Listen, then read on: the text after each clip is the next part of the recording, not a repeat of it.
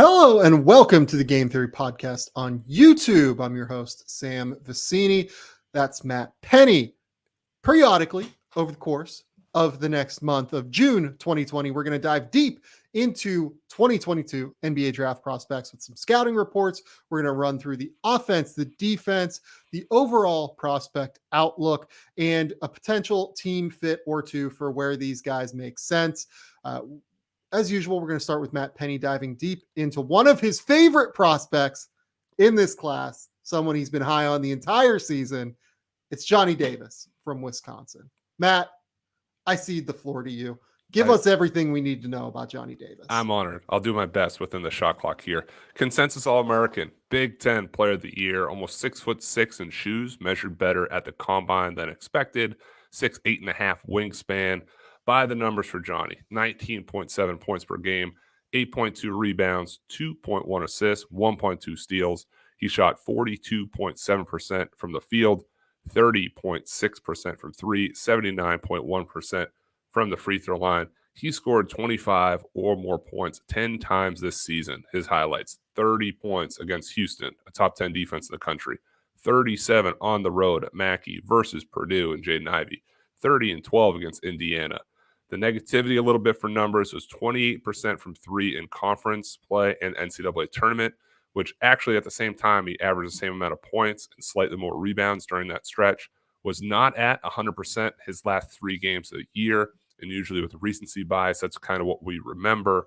During that time, he was 3 for 19 in a loss against Michigan State. He was 8 for 20 in a squeak-out first-round win versus Colgate, and 4 for 16 in a season-ending loss to Iowa State. Yeah, when I watch Johnny Davis, the thing that just really stands out is his footwork and his balance. He's just kind of constantly probing, constantly trying to make things happen. Loves the mid-range jumper, obviously. His mid-range pull-up game is just the absolutely critical thing in his game. That area at the elbows from, somewhere between 14 and 17 feet. If he can get there, he's going to feel pretty good. He hit his shots from 17 feet back to the three-point line at a 46% clip, which is a really strong number for a guy that had that kind of volume. I like the way he elevates into the jumper. I think that that's really important. I like the fact that he has the ability to he posted a lot of mismatches and created turnaround jumpers. I like his footwork. I don't know how effective that's necessarily going to be at the NBA level unless he's really truly an isolation scorer where teams are clearing out one side of the floor for him, but he has a chance to do it. I like the idea that he can get step backs to his left. I like the fact that he can, kind of hang dribble a guy and then pull up going to his right. Reasonable shooter off the catch, hit 39% of his jumpers off the catch this season, a lot of which were from three, more of a set shot there, simple mechanics. Johnny Davis is fine. I'm not quite as high as you, but I would love to hear why you're so high on him on the offensive end, because ultimately I feel like that's where the excitement has to come for Johnny, even though he is a good defender.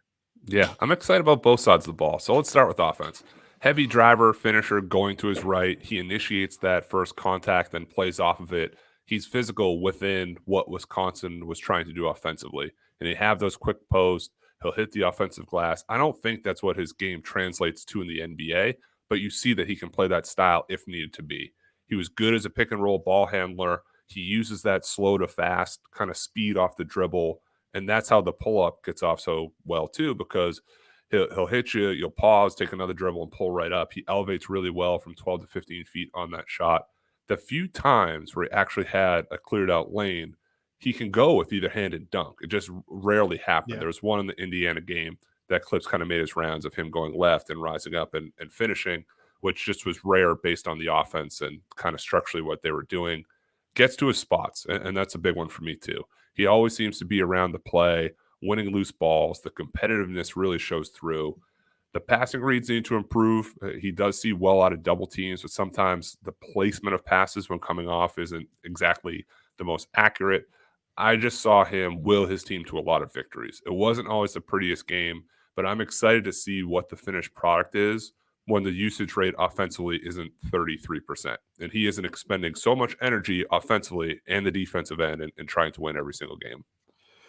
So yeah, the usage rate is the thing that worries me because the thing that stood out to me most watching Johnny Davis on tape that I didn't remember was he's a real ball stopper, man. Like Well, he had to he be. just Where do you want to has put it? Where do all. you want where do you want to pass the ball? He felt Well, like you he throw it to needed Brad scores. Davison, want to throw it to Tyler Wall? Yeah, Like, I mean, you no, but can I they got get their the touches. role. Like, I get the role that he had to be that, but it was more that every time he caught the ball, he stopped and surveyed as opposed to making quick reads, right? Like, it was never, okay, I'm going to catch and I'm going to go immediately. I'm going to catch, I'm going to stop for a second, then maybe I'm going to go. I'm going to catch, I'm going to stop for a second, then maybe I'll pass.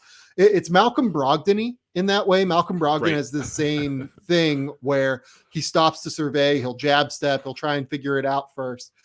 I would just like him to be a little bit more decisive, I think, in what Yeah, he does. Uh, you mentioned the passing. I don't like the passing at all. not great. I don't think he makes live dribble reads really regularly. He needs to be able to make those live dribble kick out reads. I think that that's like the critical thing. And I think it's a big part of why his overall jumper numbers are not very good. He made just 33% of his half court jumpers this past season per synergy. And that's a real worry. Like I'm a little bit worried about where the jumper is. I do think that contextually we have to account for the ankle injury in terms of the effect that it had on his jumper numbers later in the season. Um, this is not a guy necessarily that the numbers are indicative of where he is as a shooter because he just suffered an injury that I think sapped the numbers down. Yeah, not at all. And some of those touches offensively too. It's without the surveying, unless he was kind of touching it back to the point guard, running through front of the screen. He Yep. wasn't always going within the flow. And I get your point there. The numbers are going to improve because I don't think he's going to be the number one guy on his team, the NBA. He's going to be able to quote Yep. unquote take plays off and not be like absolutely push the wall every time touch the ball. And that's why the defense like shined through even more during the rewatch because he's a pest, man. Like he forces his Yeah. man to turnovers.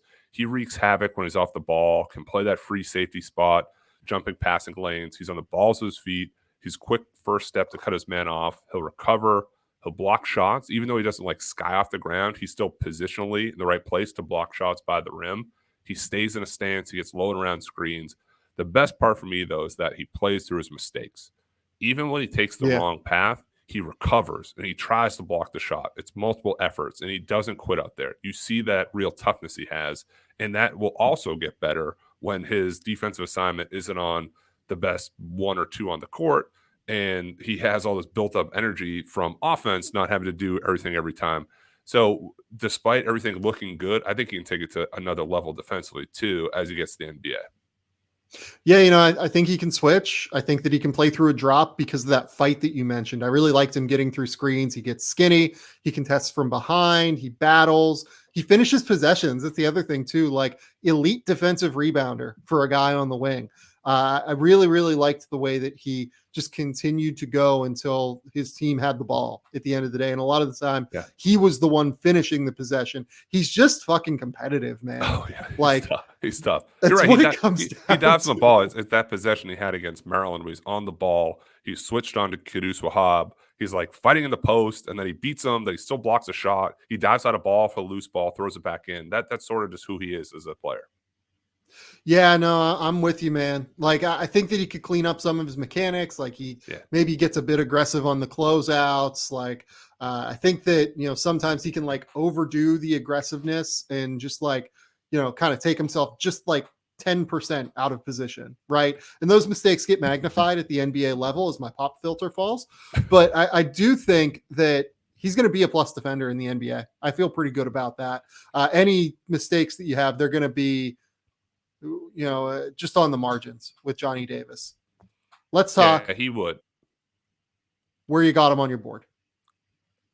Yeah, I have Johnny Davis very high, probably higher than most. I have him sixth overall. I think he'd be a good fit anywhere from sort of a Portland pick at 7 if they want to play with another guard with Anthony Simons and Damian Lillard, who knows.